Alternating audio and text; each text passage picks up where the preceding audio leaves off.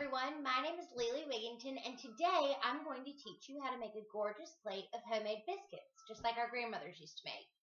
So, I know that there are lots of easy options for biscuit making out there today, but it really isn't that much more complicated to make them from scratch. You have to have a few more ingredients on hand, but the actual act of making them is no more difficult. So, what we're going to do is we're going to start with a large mixing bowl and any sort of sifter or sieve that you have. A small grain strainer would work. So then I am going to start with 2 cups of all-purpose flour and just level those cups off and put them right into your sieve or sifter or whatever you have on hand. So our 2 cups, and I'll just use my measuring cup to just kind of push that right through into the bowl. It's important to sift these to make sure that we don't have any lumps in our biscuits. So once you get that through your sifter, you're going to then add 4 teaspoons of baking powder. And I love that little leveling tool on the side of the can that helps you be exact. I'm usually all about eyeballing, but on important ingredients that make your breads rise and fall like this, I tend to use the exact measuring just to be safe. So then after our 4 teaspoons of baking powder, we'll do a half a teaspoon of baking soda. And then we'll push that right through our sifter as well. And then I like to use kosher salt instead of our usual granulated iodized salt in baking, and so I'll put these to the side and reach back in my little drawer where I keep my kosher salt, and I'll do a half a teaspoon of kosher salt as well. So then, before we add anything else, you want to really mix those dry ingredients together. So once you think that you've gotten those pretty well combined, we're going to add our shortening. I know that modern people aren't wild about shortening, but it's just important in biscuits. It's one of those things that's not worth changing. So this is a little packet that Crisco makes. They are baking sticks of shortening, and they're so much more convenient because you don't have to measure things out quite as messily as you did before. So they come, as you can see, with this little measuring of tablespoons. So what we're going to do is we're just going to cut however many tablespoons we need. So I need 1, 2, 3, 4, 5, 6 tablespoons of shortening for this recipe. So I just cut right through my foil and put it right back in there. You can wrap it in saran, stick it right back in the fridge. So I'll unwrap my foil, and you're just going to want to cut in your shortening. And I like to cut it in relatively small pieces. However, you're about to get in there with your hands, so it's not the end of the world if they're bigger pieces. Don't stress yourself out about it. So once I get these all knocked into our dry ingredients, what I'm going to do is I'm going to take my hands and I'm going to work through it, kind of crumbing it up, just so that the shortening is worked through. So we can get rid of that foil wrapping. Put our knife to the side.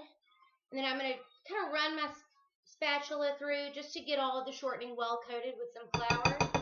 Knock that off. And then go right in with your hands. And what I'm doing, as you can see, is just taking these pieces of shortening and just kind of crumbing them up. Mixing them in with my flour so that they're in smaller pieces. We want the shortening to be well divided all throughout. So you'll do that for just a few seconds. And everything doesn't have to be perfect. Don't worry about it. You just don't want any humongous clumps of shortening left in your dough. So, I've got that pretty well clumped up, as you can see through there. I'm going to kind of shake off my hands, do a quick rinse. And then once we do this, we're going to add our buttermilk. This is one of the main differences of old-fashioned biscuit recipes and modern ones, is that we're using buttermilk rather than, say, whole milk or even more skim milk, which a lot of us like to substitute to be healthier, but again, I would rather have no jam than replace the buttermilk. So I'm going to reach into my fridge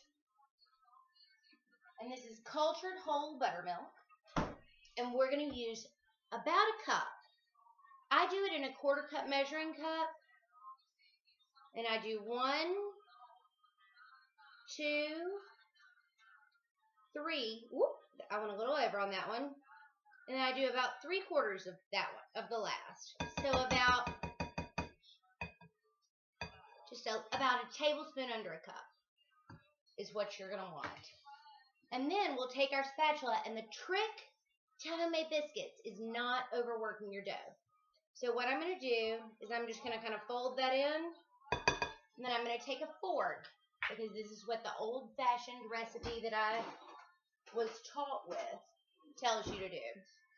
It always said to mix the dough until it follows the fork around in the bowl. So as you can see, I'm just mixing this around so that we don't have any big clumps, but I'm not going to overwork it. You would never want to use, say, an electric mixer or anything like that on a recipe like this. Biscuits are one of the most finicky things that you can make, but I promise you, this recipe is so easy.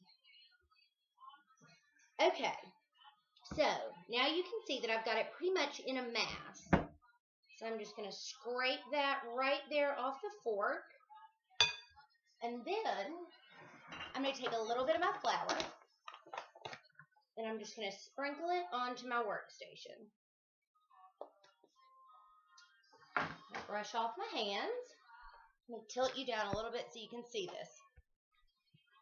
Okay, so I'm going to take my dough. Whoop, you need flour on your hands before that one. And just pull your dough right out of the bowl onto the flour. Grab a little bit more if you need it. And then you're not going to do not need this dough. So what you're going to do is you're just going to kind of mass it in a ball. Just like that. Get the excess off your hands. You don't want to lose any of it. And then you will take a floured rolling pin and just roll it out until it's about 1/2 inch thick. If you like your homemade biscuits thinner than that, that is perfectly fine. Roll them a little bit thinner. They will rise a little bit. So once you make sure that you have all of those even, I like a 2-inch biscuit cutter, but if you would like one that's bigger, that is totally up to you. And I just flour the sides of it and pull those right out. Just like that. If you feel your biscuits start to stick, just rub your little cutter in the flour again. And y'all, I have preheated my oven to about 450 degrees. Needs to be good and hot for these biscuits. And really, they only bake for 10 minutes or so. Usually I pull mine out at 9. But just 5 minutes, and then you turn the pan around, and then 5 more. Now, y'all, I've told y'all that the trick to this is not overworking your dough. So even when you're doing the scraps, don't knead them back together. It's okay if they look crummy like that. And then you will just keep going. And I usually get 16 2-inch biscuits out of this recipe, and then a little bit leftover dough, which always makes for a good taste testing biscuit. Whoop, whoop. It's okay, that's no big deal.